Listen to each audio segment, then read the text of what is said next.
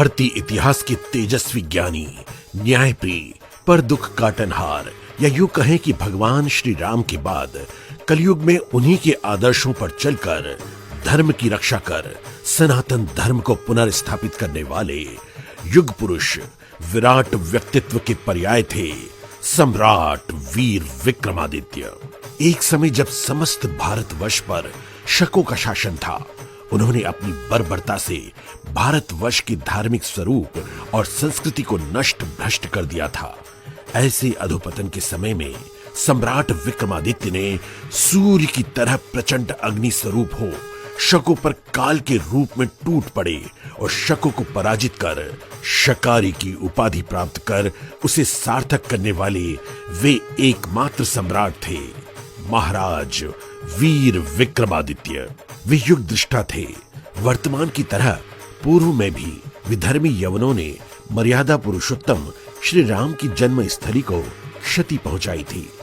जब सम्राट विक्रमादित्य को इस विध्वंस के बारे में मूल देव से ज्ञात हुआ, तब उन्होंने संज्ञान लिया और श्री राम मंदिर का जीर्णोद्धार किया और 84 स्तंभ वाले अप्रतिम श्री राम लला के मंदिर का निर्माण किया। साथ ही अयोध्या में 240 नए मंदिरों तथा 60 प्राचीन मंदिरों का निर्माण कर सनातन धर्म की रक्षा कर उसे पुनः स्थापित किया। सम्राट विक्रमादित्य न केवल धर्म रक्षक अपितु महान युग दृष्टा और भगवत गीता के सार को अंगीकार करने वाले कर्म पुरुष थे। उन्होंने अपने राज्य में नवरत्नों के माध्यम से सुचारू राज्य संचालन किया और संपूर्ण भारतवर्ष को चहुमुखी प्रगति के पथ पर अग्रसर किया। इन नवरत्नों ने विभिन्न क्षेत्रों में अपनी विशेषज्ञता के माध्यम से राज्य को विकसित बनाया। नवरत्न धन्वंतरी ने आयुर्वेद और चिकित्सा के क्षेत्र में महत्वपूर्ण योगदान दिया। वहीं नवरत्न क्षपणक जैन मुनि थे और उन्हें नीति शास्त्र का ज्ञाता माना जाता है। नवरत्न अमर सिंह एक प्रसिद्ध कोशकार थे। उन्होंने अमर कोश की रचना की। नवरत्न शंकु संगीत के विद्वान, गणितज्ञ और ज्योतिषी थे। नवरत्न वेताल भट्ट तंत्र मंत्र के ज्ञाता और वेताल कथाओं के रचयिता थे। नवरत्न घटखरपर कवि थे। उनकी रचनाएं घटकर काव्य और नीतिसार के नाम से जानी जाती है। नवरत्न कालिदास महान संस्कृत कवि और नाटककार थे, जिनकी रचनाएं अभिज्ञान शाकुंतलम और रघुवंशम प्रसिद्ध है। नवरत्न वराह मिहिर ज्योतिष के विशेषज्ञ थे और उन्होंने बृहद संहिता और पंच सिद्धांतिका जैसी पुस्तकें लिखी। वहीं नवरत्न वररुचि व्याकरण के ज्ञाता थे। उन्होंने पाणिनीय व्याकरण पर टीकाएं लिखी। सम्राट विक्रमादित्य ने शकों को परास्त करने के पश्चात शक संवत के स्थान पर काल गणना की नवीन व आधुनिक पद्धति विक्रम संवत की स्थापना सृष्टि के निर्माण दिवस चैत्र मास की प्रतिपदा तिथि गुड़ी पड़वा अर्थात प्रथमा तिथि को किया।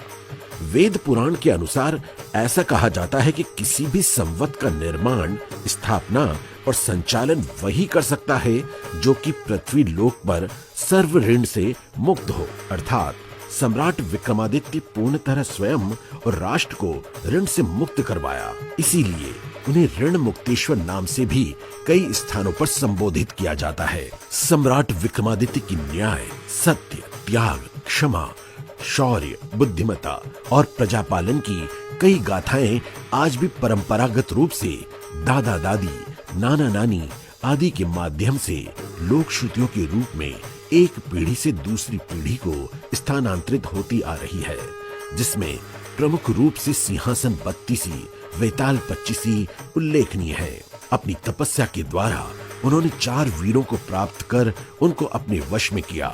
वहीं वेताल जीवन पर्यंत उनके मित्र रहे। सम्राट विक्रमादित्य केवल एक राजा नहीं थे, अपितु धर्म नीति, अर्थशास्त्र, ज्योतिष, तंत्र मंत्र के ज्ञाता और कला मर्मज्ञ भी थे। उन्होंने गंधमादन ग्रंथ और अन्य ग्रंथों की रचना भी की।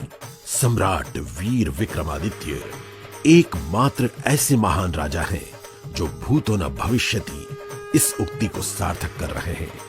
ऐसे विराट युग पुरुष युगों में ही जन्म लेते हैं। महानायक गणनायक संवत् प्रवर्तक सहसांक सम्राट विक्रमादित्य की।